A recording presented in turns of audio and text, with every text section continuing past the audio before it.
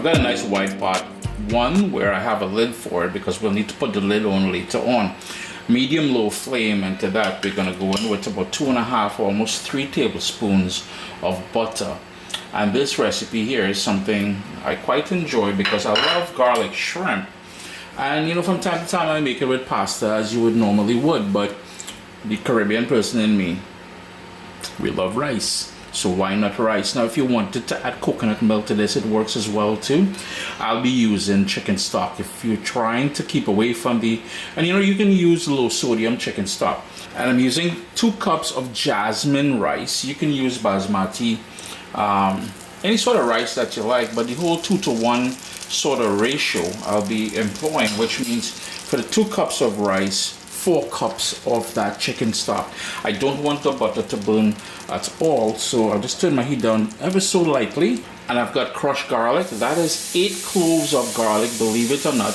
We are making garlic shrimp rice. And you can already tell the richness from that butter. This means this is going to be just iconic. So with that garlic, we don't want to burn that garlic, so this is why I turned down the heat. We just want to bring out some of the flavors, well, all of the flavor of that garlic before we go in with the shrimp. And let's talk about the shrimp for a minute. The shrimp are 61.90, which means they're really tiny, and they have been peeled and deveined and washed with the juice of a lemon and cool water.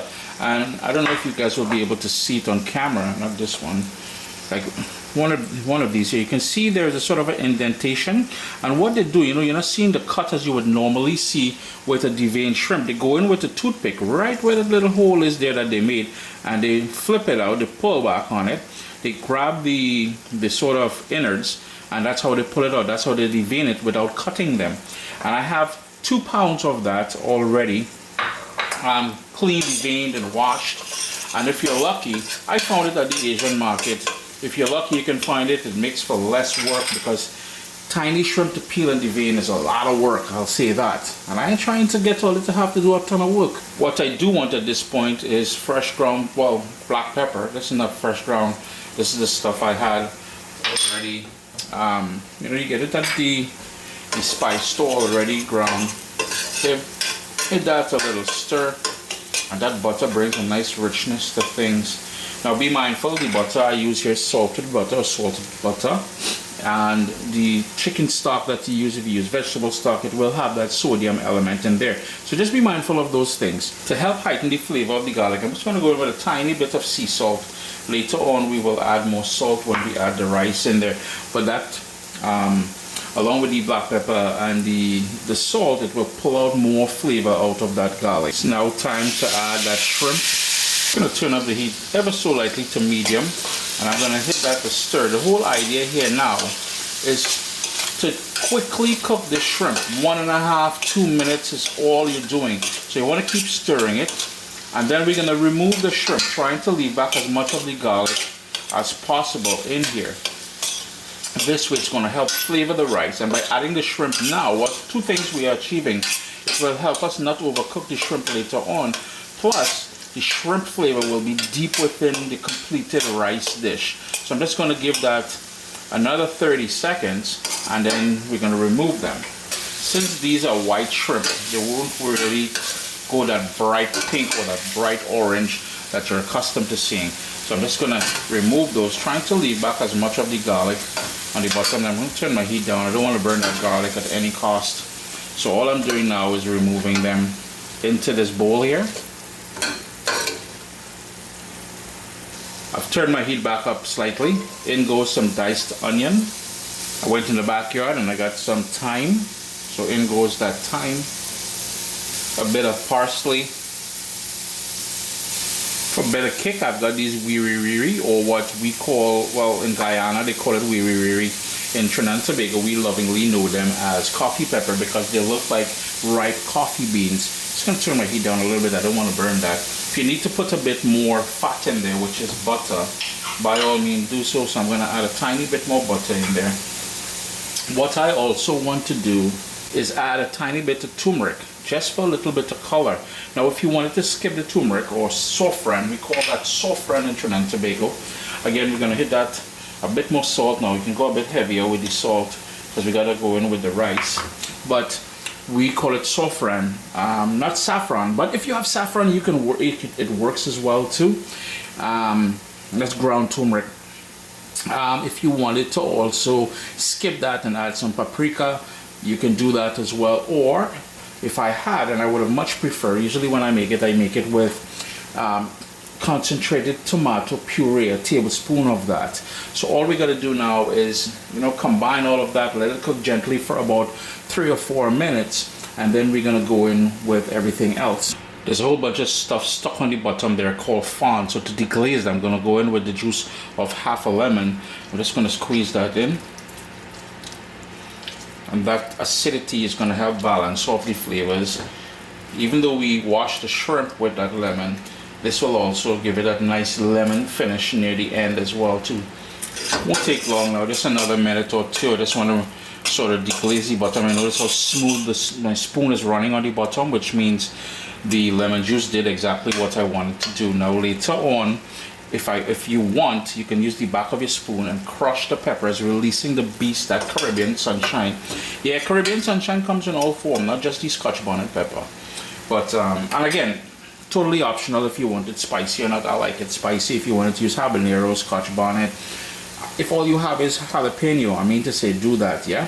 But all we're gonna do now is make sure that the rice is nice and washed, and the jasmine rice has been washed, and you can see my hands are wet, but I drained it really well, so it's nice and grainy.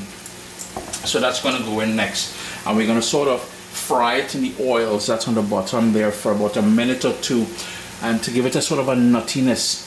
Yeah, you've heard them use it on the Food Network. I'm using it now, the nuttiness of the rice. Turn up your heat to medium, and this is where now you're gonna start adding that rice.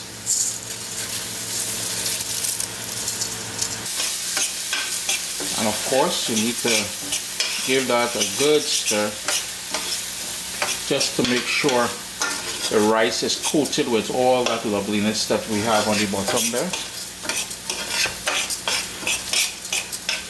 And you notice how the turmeric, saffron as some of you may call it, and trying to get heat from certain elements.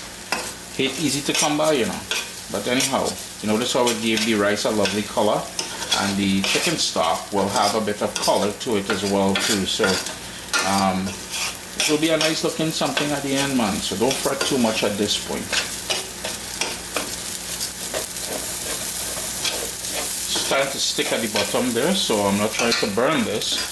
So at this point now we're going to go in with whatever liquid, and if you're using coconut milk in here, may I suggest you go 50-50, so, or maybe 1 cup of coconut milk and 3 cups of water, or whatever you decide. I'm using 4 cups of chicken stock, as I mentioned.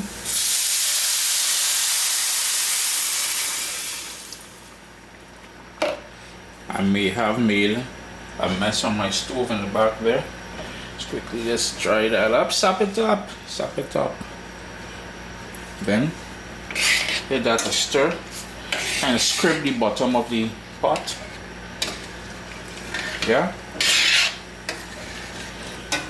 and all that lovely garlic flavor along with the thyme and the parsley and that little bit of turmeric is going to give it some lovely flavor too. And remember, there's a ton of butter in there, so the whole idea now is to bring this up to a boil. Once it starts to boil, we're going to reduce the heat to sort of a between a simmer and a rolling boil. Let all of that stock reduce down in there. All that garlic buttery flavor is going to suck into those grains of jasmine rice, and at the last couple minutes we're going to add the pre-cooked shrimp. Remember, we have those babies sitting there. Yeah, I did wash my bowl after, and you notice it did leave back a bit of remnant of liquid.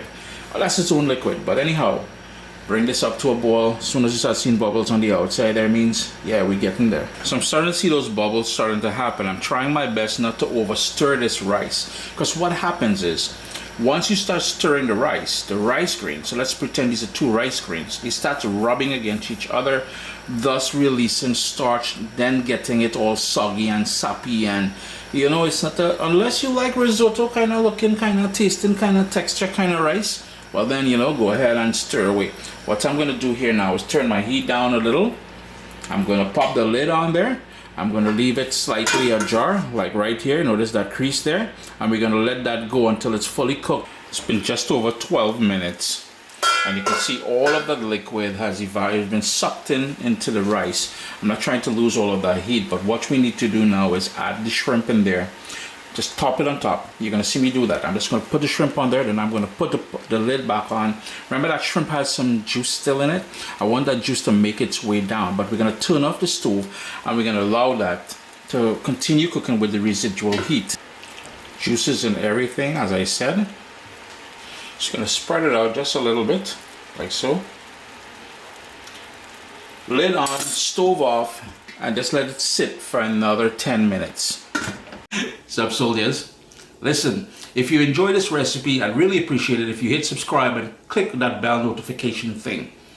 If you've made the recipe, take a picture and send it to me, email address down here. I mean, trying to tell people the email address, them butts will take the address and do all kind of thing with it. And tag me on Instagram at Caribbean Pot. I really appreciate you guys, and thanks for being in my kitchen with me today. Irene. Now what I want you to do is to go ahead and get a fork. It's been 12 minutes since we covered it and we turned off the stove. With the fork, notice how the shrimp tightened up just a little bit more. The whole idea here now, you have nice plump juicy shrimp. They're tiny shrimp. If you want to use bigger shrimp, it's totally up to you, but you're going to get a fork and you're just going to fluff the rice. And then fluffing, yeah, you're just going to distribute those shrimp everywhere. I'm trying to not make too much of a mess, but you know, Uncle Chris just messy. Plus the particulars of the position of the camera and everything else makes it a bit awkward. But Chris here, CaribbeanPot.com. You just made an iconic, let me see if I can tighten this up just a little bit for you. Yeah, you just made a lovely shrimp rice. Like I said, in past instances I would have used pasta, but lately I've been using rice. And again, you can use any of your favorite rice. I just happen to use jasmine rice.